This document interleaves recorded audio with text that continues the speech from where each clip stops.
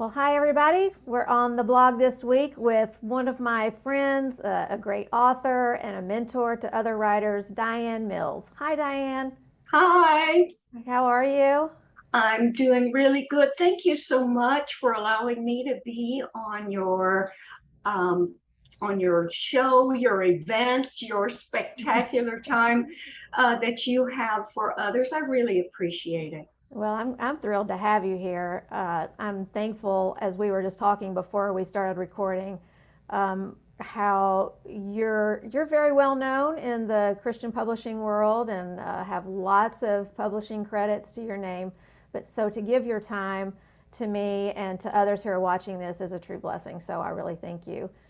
Um, I view it as a true blessing to have an opportunity to talk to your viewers. So yeah. I'm excited. Me too. So we're going to get started so we can make the most of every minute we have together. And I'm just going to hand it over to you right now and just ask you, for some who might not know who you are, tell a little bit about yourself and your family, anything you want to share with us. Okay. My name is DiAnn Mills, and I live in Houston, Texas, which is home, but it's also the city of Harleys and horses and an occasional hurricane. Mm. And it's just fun. I love Houston. I have four boys. One is in heaven. I have three grandchildren. The one is going to be 16 tomorrow, so I don't know when that happened. I don't know when her dad got to be so old. Yes. So, um, family means a lot to me. Mm. Uh, I believe that families are given to us to love, to share, to cherish, uh, to learn patience, to learn understanding, and to pass on our values. And so I'm very, very close to mine. Yeah. Let's see, what else can I tell you? Well, I want Uh, to say, mention the adoption. You have several adopted children, correct? yes, three adopted boys, Yes. and they're like all my boys are like stair steps. When I got pregnant with the youngest one, uh, the oldest one was not quite four yet. Mm-hmm. And so when I brought him home from the hospital, he had a brother two, a brother three, and a brother four. So it was quite busy at my house, and it was amazing. They were all their own friends, which helped tremendously. But the sad thing is, as each one left the nest, the other one was right behind them. So it all happened very quickly. Yes. But I am proud of my sons and who they are and what they stand for. Yeah, I love adoption. It's near and dear to my heart. I have an adopted grandson, and Mhm. they live in Dallas, Texas, so not Oh, too far from you. yes. Um, yeah, and I'm writing stories, about adoption, so it means a lot to me. So I'm always excited to meet people and engage with people who care about adoption too. Oh, yes, very, very much. It is born of the heart, not necessarily born of the womb. Yes, So I'm fortunate enough to have both. yes. So do you have hobbies that you enjoy? Well, I'm somewhat of a coffee snob. I prefer roasting my own beans, Okay. and but my husband makes me do that in the garage because if not, the whole house for a very long time smells like coffee, Mm. and which is a good thing unless it's an overdose. I love to cook. I love to bake. I love to garden. I just There's a love all variety of those things. things. Yeah. So when I have a plot that is not coming into being, then I'm into the recipes or I'm out pulling weeds, one of the two. Yeah, I need you here at my house. So tell us a little bit about your writing, like how you started writing and when you started writing, a little bit about that. Okay, back in 1996, which is probably sooner than some of your viewers have have been alive. But anyway, My husband said to me, stop telling me that someday you're going to write a book. Uh, just quit your job. I'll give you a year to get anything published. It doesn't matter whether you get paid for it or not. Oh my You can get goodness. anything published. There's no reason for you to go back to your other job. Now, granted, I had been writing since I could hold a pencil, but I hadn't kept anything. It's that confidence that we we writers just don't normally have a whole lot of it. And I'm stubborn. I'm 5'2", and I said, okay, I will. So I quit my job and I looked at my writing career as a full-time job. I decided at the time, writing 500 words a day would be really great. So that was my goal. And I devoted time every day to learn about the craft, to read in the genre that I was writing in, and also to look and see what was going on in the marketing and promotion world. And of course, all that changed and continues to change daily. But I am really, really glad that I stayed on top of marketing and promotion, and of course, social media and various platforms. Yes. One thing I want to say is that I'm highly competitive with myself. Mm-hmm. I believe that every book has to be a little bit better than the book before. And because I believe that, I've got to be constantly learning and finding out what are the bestsellers doing? How can I make my characterization or my plot or whatever's going on just a little deeper? Mm-hmm. Yeah, I'm competitive. Well, tell us about the genre that you write and what maybe inspired you to go into writing that particular genre. Okay, well, first of all, I will say that when my husband told me to quit work, I did write a book and sold it, and it was released in September, or I think it was September of '98. In any event, at the time I was writing for Barber Publishing when they were doing their monthly book club. So I would do a contemporary romance, and then I would do a historical. But my heart was always in the suspense, always in the suspense. So after, I think it was 28 of those, and some of those were novellas, I decided, okay, I really feel that I'm supposed to be writing romantic suspense.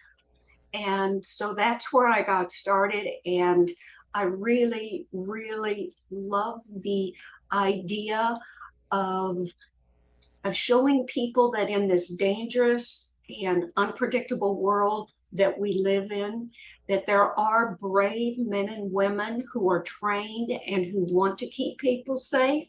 Yes. And in the meantime, they can also be gifted with love. And I enjoy that very much. Yes. So, do you incorporate Christ and hope into your writing? And Oh, absolutely, absolutely. I'm not a quote scripture and that type of writer. I want to show. I don't want to say, oh, he is a good guy. I want to show he's a good guy. And because of that, I believe that my books can often translate over into an unbeliever's life. I want to show just in one character how a character can solve their problems and live their life in a uh, Christian worldview, and to show that difference. And another thing I will say is the reason I write fiction, and that is we have friends, neighbors, relatives, all kinds of family members, and maybe they don't want to go to church. They don't want to go to a Bible study, and sometimes they're even afraid to come to our homes for fear that we might pray or talk about God. And I feel that when we can hand them a book, a novel, in which just one character is Christian, then we can plant a seed, because fiction is such a non-threatening environment. Yes. And Yeah.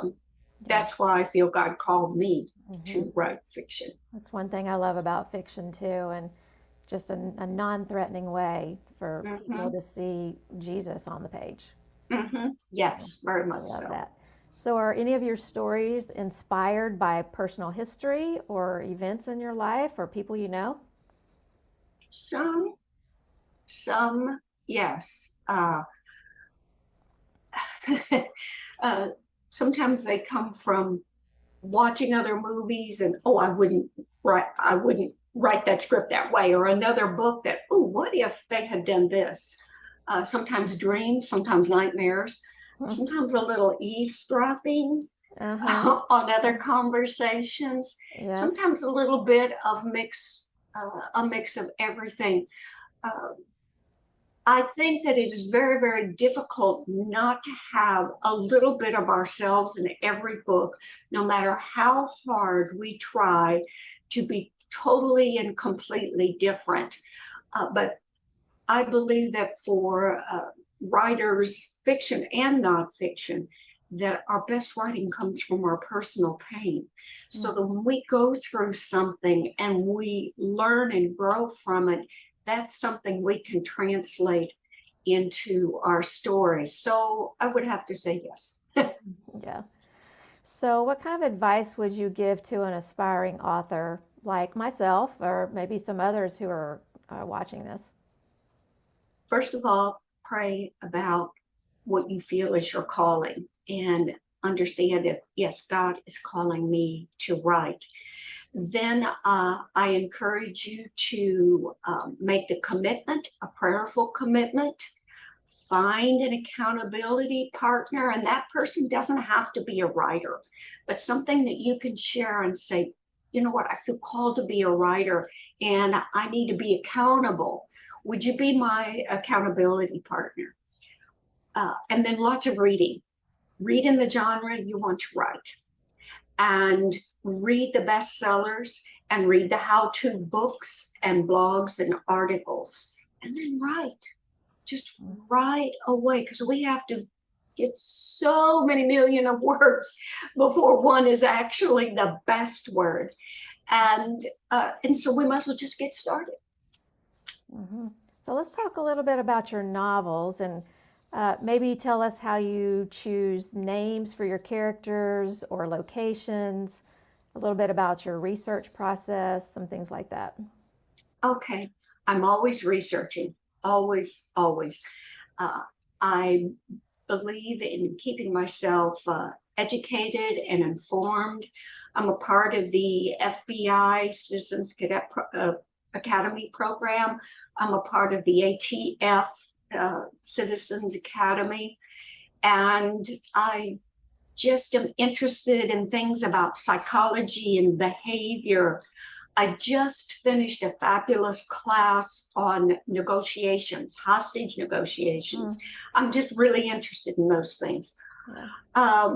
But you ask me, that's my research. I'm always doing research. I am very much a character-driven writer.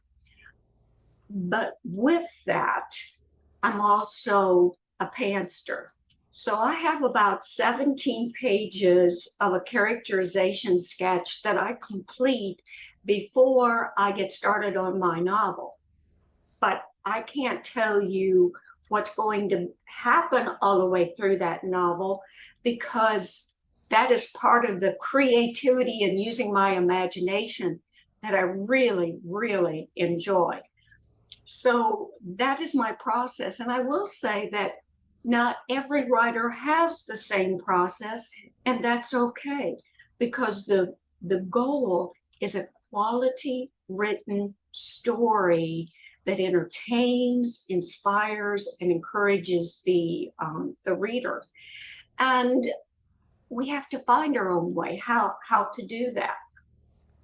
If any of your viewers are writers and are kind of curious as to, my goodness, what does DiAnn put into that characterization sketch, they can email me at DiAnn, DIANN, at DiAnnMills.com and just ask for it, and I'll be glad to give it to you. Yeah, well, But generous. I will say I have a new book coming out October the 4th, and I understand that's your birthday. That's right. It's called Concrete Evidence, and that's the screen behind me, and here is the cover. Yeah. I'm thrilled about this. It did challenge me to learn more about, in this case, dams.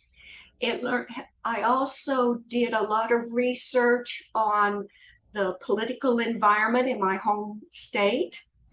I just thoroughly enjoyed getting to know my characters.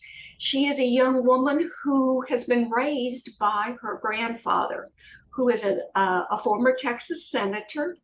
He is now in the construction business and builds dams and bridges. He has taught her how to love life, love God. She has a tremendous amount of respect for him. But when she sees him standing over a body with a gun in his hand, she doesn't know what to think. And that's where it all came from. Do you have time that I can share my screen? Absolutely. Share away. Okay, let me share my screen. This is the book page for Concrete Evidence that's on my website at the same DiAnnMills.com.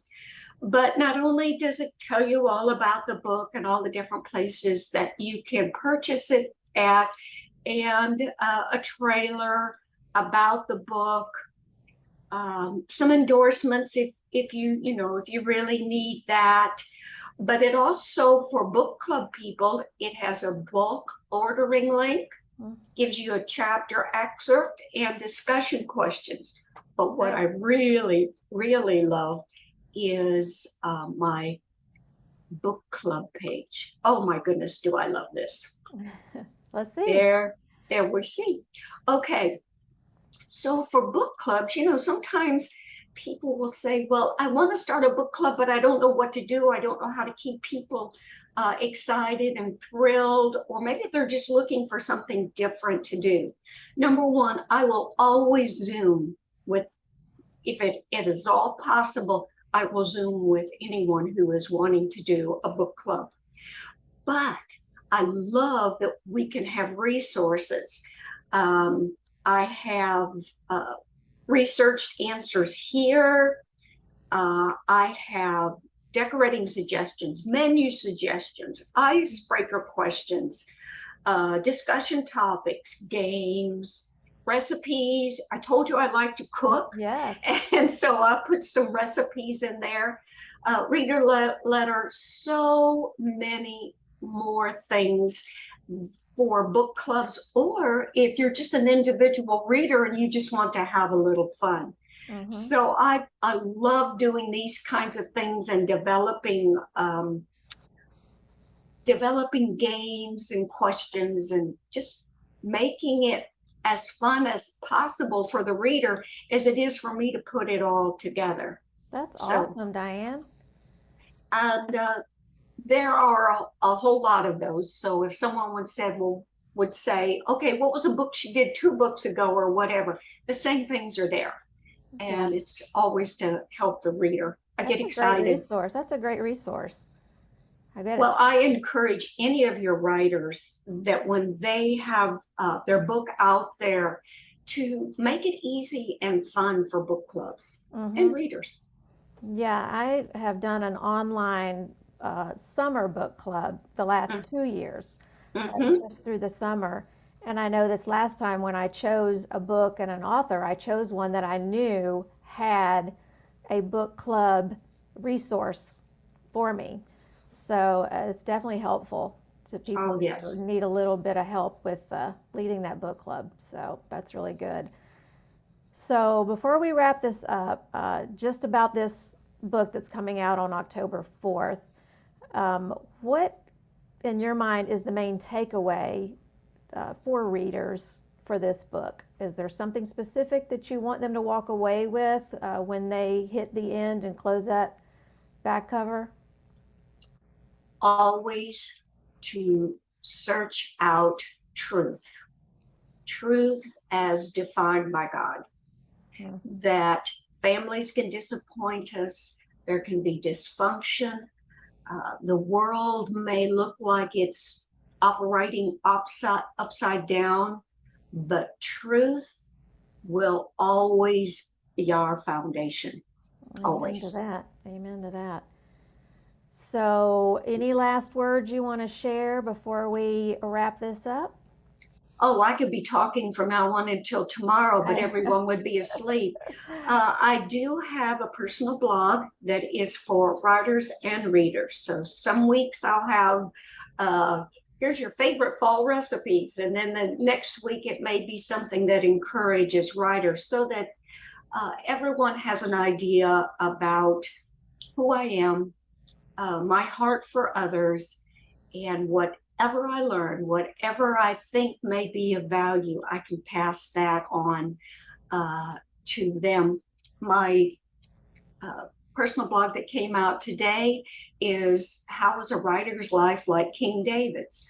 Well, to me, that talks to both my readers and my writers, and I think it makes it fun. It's fun for me to do them anyway. Yeah.